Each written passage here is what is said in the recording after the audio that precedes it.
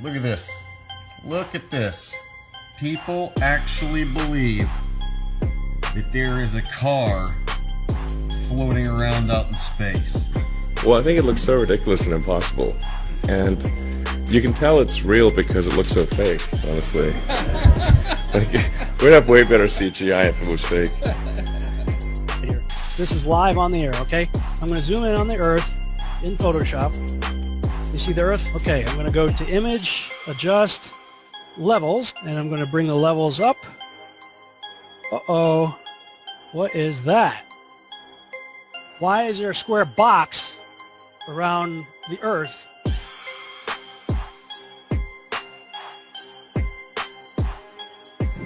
It is Photoshop, but it's has to be. It is Photoshop, but it's has to be. It is the world that has been pulled over your eyes to blind you from the truth. What truth? That you are a slave, Neo. Like everyone else, you were born into bondage, born into a prison that you cannot smell or taste or touch. A prison for your mind.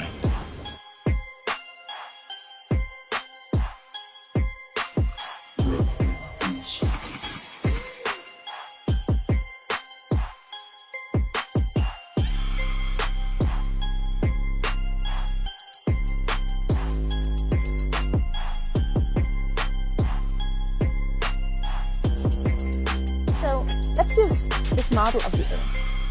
And let's enlist the help of a friend, Taxi. You might know her. Next segment, I'm going to show you how NASA grabs objects in 3D space, rotates them around, manipulates them. They can do this with water, with cloth, anything.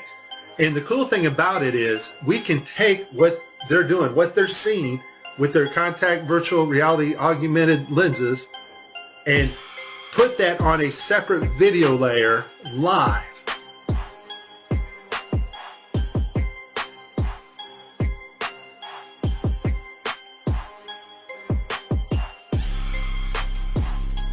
Okay, I have a lot of Tim's Peak screw-ups, but this one here, the system glitches, the software does not track his hand properly, and Tim slips his hand underneath his other fingers, which is tightly holding onto the mic, which would be impossible.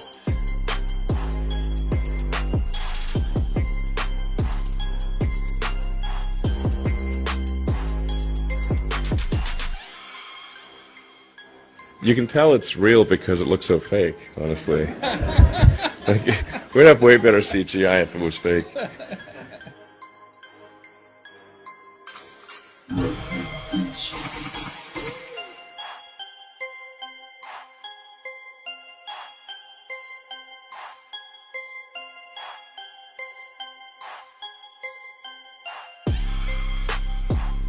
Just another example of NASA faking space. Take a look here at this supposed image of Jupiter.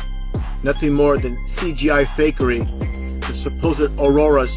Again, at NASA's official website where it states Hubble captures vivid auroras in Jupiter's atmosphere. Here's the problem. The date of June 30th, 2016. Now take a look at this. Another so-called official image of Jupiter. This one's from back in 2014. You see the problem here? Now let's take a closer look at the supposed two images provided from NASA of Jupiter. All the clouds are in the same exact position. Here's a side-by-side. People can't see what's taking place here with NASA. Nothing more than fakery. I mean, give me a break. This is a complete insult. You have a brain in your head.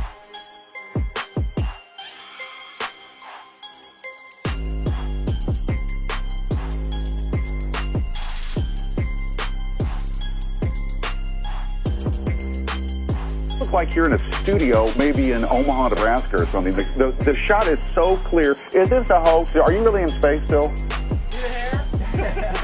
I don't know. We're going to have to do something for you.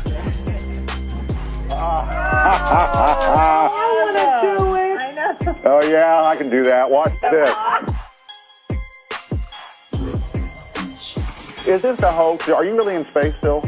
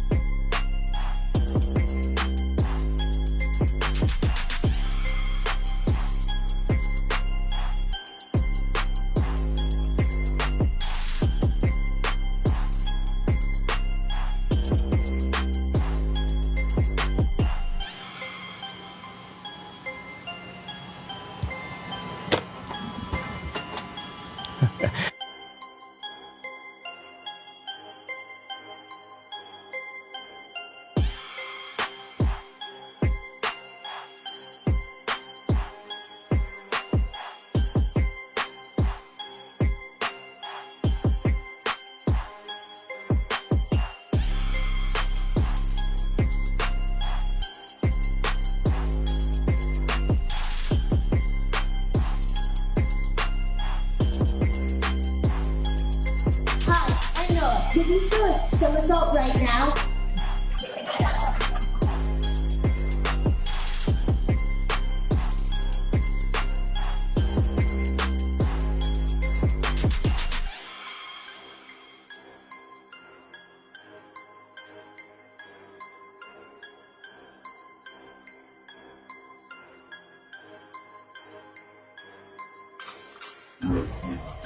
Is this a hoax? Are you really in space still? See the hair? See the hair? And they just start making stuff up. Yeah. Like that Neil Armstrong guy. Have you seen him on the talk shows? Neil Armstrong, you mean the first man to walk on the moon? Talk about a fish story. Yeah. Man, and they're buying it. Oh, yeah.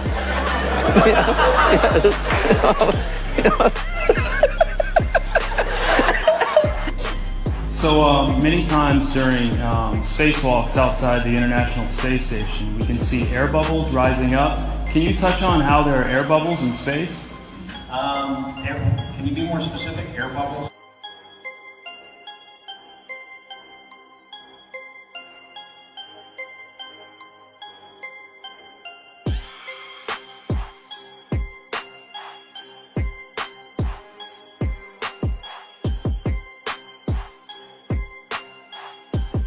So yeah, like a lot of times during the footage, the NASA footage, you can see bubbles coming up out of the helmets or kind of from underneath you. How do you explain bubbles in space? Yeah, I'm not sure exactly what you're talking about. You might, now sometimes you get water in the helmet, and it comes, it's either you know, from sweat or from the cooling garments, and you know, that's generally what that is. I've never seen any kind of air bubble anywhere. Could it be that you're filming in an underwater pool and you're not really out there?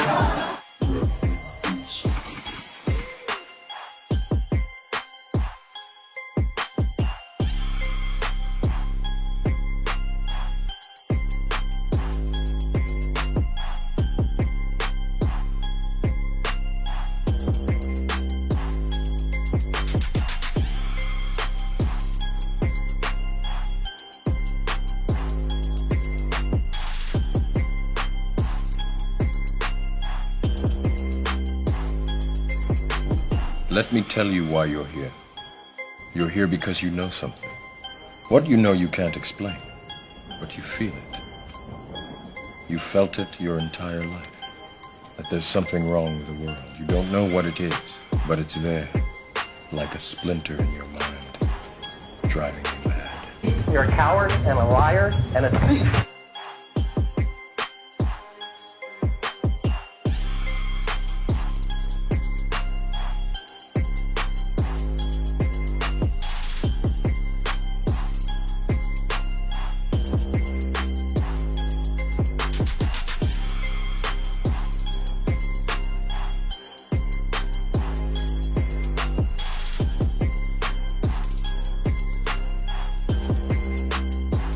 In 1986, the shuttle Challenger exploded about 74 seconds after takeoff, killing all 7 astronauts inside. Or did it? It turns out that 6 of the 7 are still alive and kicking today. Ellison Onizuka claims to be his identical twin brother, Claude. Yeah, I've got an identical twin brother, Claude, too. The Challenger pilot, Mickey Smith, hasn't even bothered changing his name. He's now Professor Michael J. Smith of University of Wisconsin. Now, Krista McAuliffe was a bit of a sneaky one. She was the Challenger payload specialist, quite famous for being a teacher. It turns out during her astronaut days she was using her middle name, Krista, and now she goes by her first name, Sharon.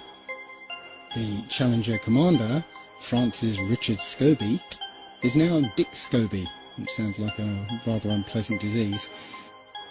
Judith Resnick, the Challenger mission specialist, again hasn't even bothered changing her name. She's a professor at Yale Law. And finally, Ronald McNair, another Challenger mission specialist, claims to be his identical twin brother, Carl McNair. What are the odds? So there I was, just minding my own business, looking at Google Earth, and This big, snow-covered monstrosity is staring me in the face like, why is that covered in snow? So I keep digging a little bit deeper, and I finally get underneath this cloud cover here, and a few images pop up. And I say, oh, images, what are they? Well, this is what you got, which I'm sure that looks familiar to you, right? Looks just like the pictures they give us of Mars. So I'm just kind of creeping around here and definitely noticing the same kind of undulation changes and same kind of rock, same kind of dirt.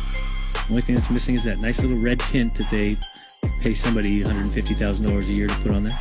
So I'll keep kind of going through here and see if it... What the...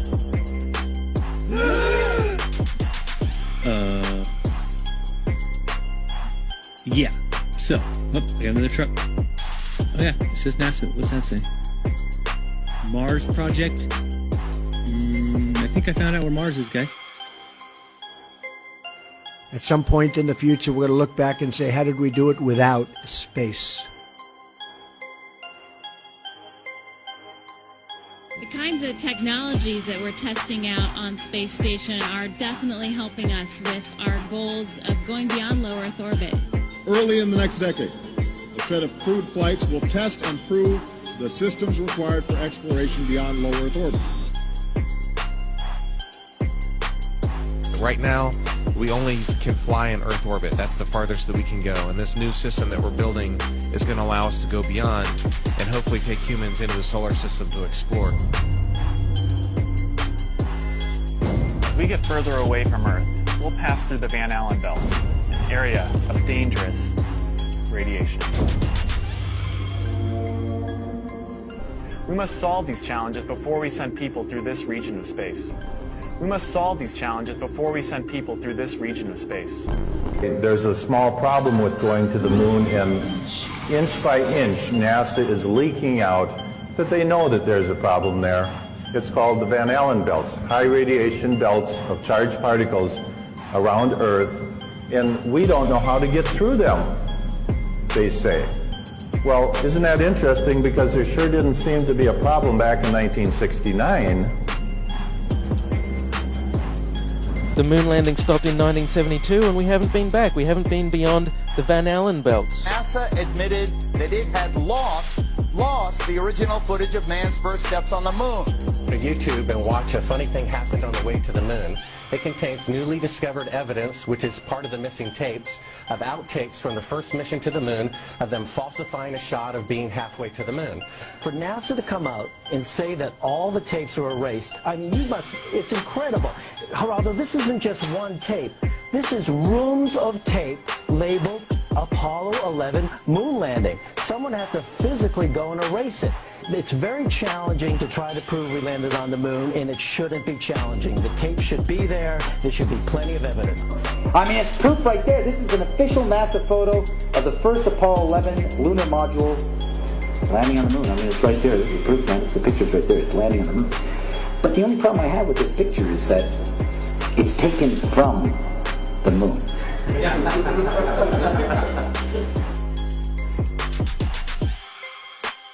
People who believe they saw the landing on the moon because they heard it on the radio.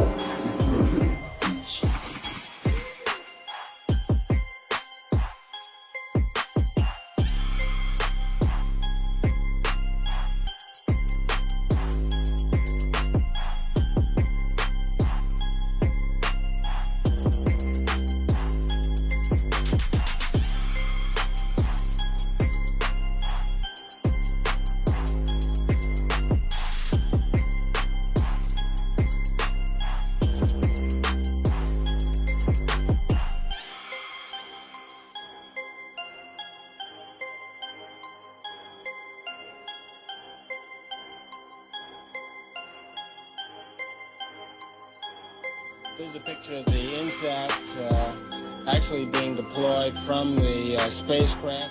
Did you see it in the background? There was a guy in the background, man. I'm not kidding you. You can't deny that that's someone in the background. There's a guy moving in the background.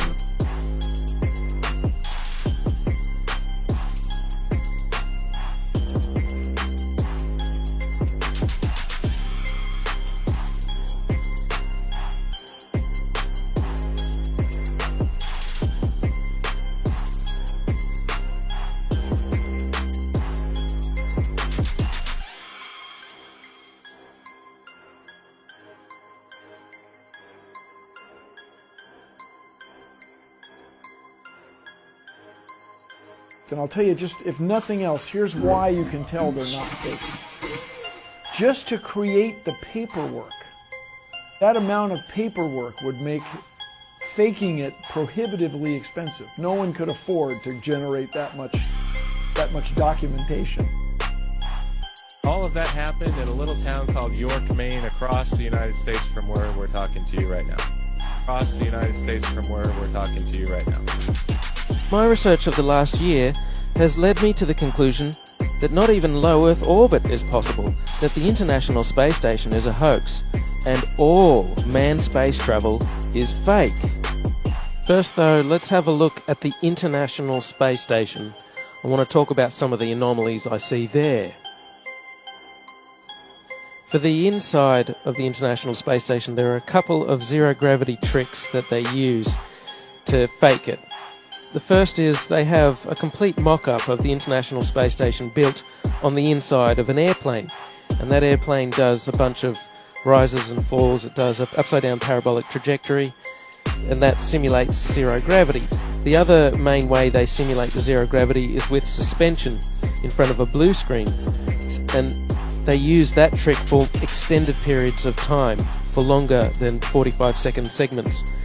But they can't move around as much. They can't do the acrobatic flips and rolls in the extended mode. So there's full motion mode where they can fully move around, and that's faked in the plane. And then there's suspended or extended mode where they're suspended by wires in front of a blue screen. They don't move around as much, but they can make the scene last for a longer period of time. The extended mode is much quieter than the full motion mode.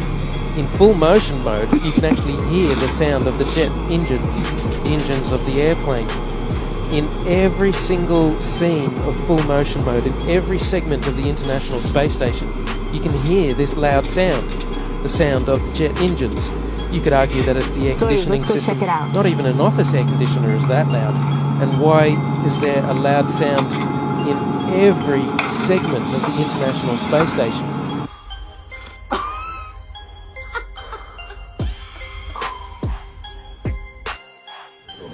Mr. Armstrong, Bart Sibrel, ABC Digital. Wanted to give you the opportunity to swear on the Bible that you walked on the moon. Will you put your left hand on the Bible and swear to God that you walked on the moon? You have $5,000 cash. You can give it to charity if you swear on the Bible that you walked on the moon. Please, I have the tape. It'd be fine. Why don't you swear to... Why not? Why won't you do it?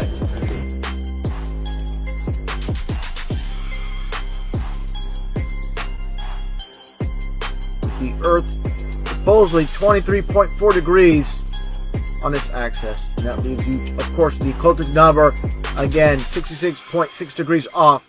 Well, Earth is supposedly orbiting around the Sun at 66,600 miles an hour.